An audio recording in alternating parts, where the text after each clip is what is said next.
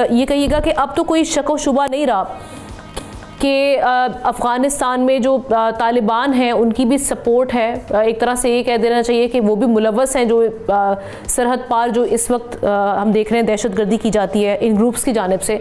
अगर उनको operational support मिल रही है अफ़गान तालिबान की जानिब से, तो अब UNSC जैसे इदारे या जो बाकी इदारे हैं वो सैंक्शंस क्यों नहीं इम्पोज कर रहे ताकि प्रेशर इनके ऊपर एक बिल्ड हो और अपना किबला दुरुस्त करेंगे? जी बिल्कुल आमना, आप सही फरमा रही हैं। पहले तो thank you very much for the invite. और देखिए, ये जो जब तालिबान हुकूमत आई है और उसके बाद जो फितरल खवारिज हमारे भी जो TTP के लोग हैं, इन्होंने जब बैत की तो इसका मतलब है कि ये उस तहरीक में शामिल हो गए जी। तहरीक तालिबान पाकिस्तान और तहरीक तालिबान अफगानिस्तान अब एक ही सिक्का एक ही है जी, दो रुख जरूर हो सकते हैं।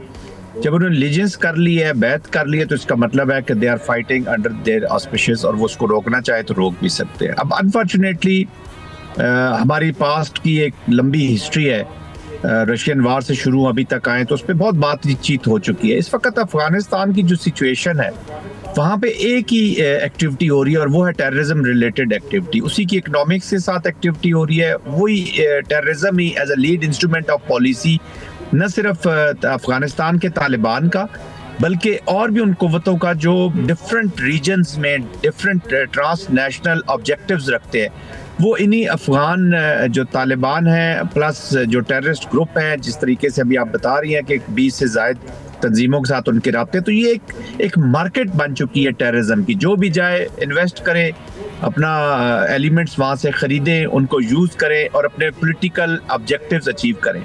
और ख़ास तौर पे वो स्टेट्स जिनके एक्सपेंशनिस्ट डिज़ाइंस हैं, जिनके नेगेटिव डिज़ाइंस हैं, जैसे पाकिस्तान की इंस्टेबिलिटी में इंडिया इंटरेस्टेड है, वो भी उसी अफगान सरजमीन को इस्तेमाल कर रहा है। फिर इंडिया का एज अ लीड इंस्ट्रूमेंट, चाहे कनाडा हो अमेरिका हो, वो भी अब यहीं से इन्हीं को यूज़ करेंगे, कर भी रहे हैं।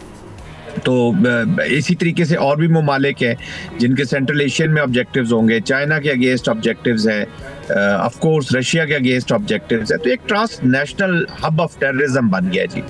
और आपने जो बात की कि वो पाबंदी क्यों नहीं लगाते, ऑफ कोर्स थोड़े से इंटरेस्ट की वजह से चीज़ें रुकी हुई हैं, बट मोस्टली अभी जो ट्रेंड एक दुनिया में हम ऑब्जर्व कर रहे हैं, जिस तरीके से अफगानिस्तान के लोगों को पूरी दुनिया से वापस भेजा जा रहा है, 2.6 मिलियन तो इस साल तकरीबन वापस महाजरीन को भेजा गया मुख्तलिफ जगहों से, ईरान और पाकिस्तान लीड में। तो ये इनकी अपनी तालिबान हुकूमत की वजह से ही है ये सब कुछ। हुकूमत इसको ना कहें, एक ग्रुप जो कब्जा करके बैठ गया अभी, कॉन्फ्लिक्ट, चिल्ड्रन ऑफ कॉन्फ्लिक्ट, तो उन्हीं की पॉलिसी की वजह से एक आम अफगानी भी सफ़र कर रहा है और ह्यूमन एड जा नहीं रही है, लोगों ने रोक दिया है। 17.6 मिलियन लोग जो हैं वो खाने का उनके पास नहीं है, वो उनको खाना भी नहीं पहुंच रहा। 2.6 मिलियन तो अभी रिसेंट पास्ट जैसे मैंने बताया रिफ्यूजीज वापस गए।